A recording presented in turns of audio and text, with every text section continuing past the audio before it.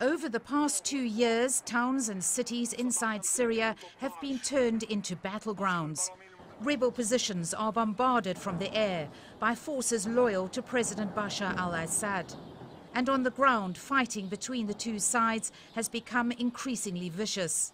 The United Nations says 70,000 people have been killed in the conflict so far, although a source inside Syria says it's closer to 150,000.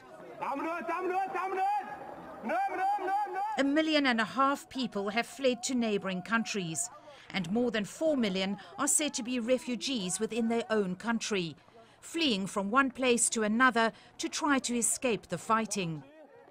Up until now, Russia, backed by China, has refused to condemn President Assad's actions and refused to support international sanctions against his government.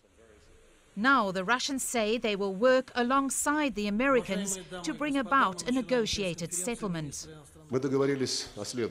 We have agreed on the following. Russia and the United States will encourage both the Syrian government and the opposition groups in order to find a political solution.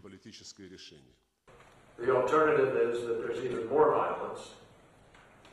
The alternative is that Syria heads closer to an abyss, if not over the abyss, and into chaos.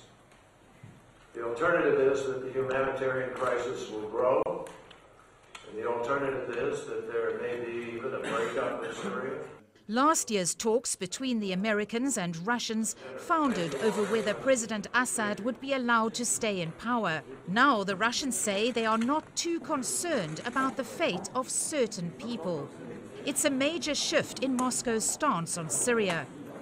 With Russia now behind a peace initiative, there may be some hope of ending the conflict. But for many Syrians, it's far too late.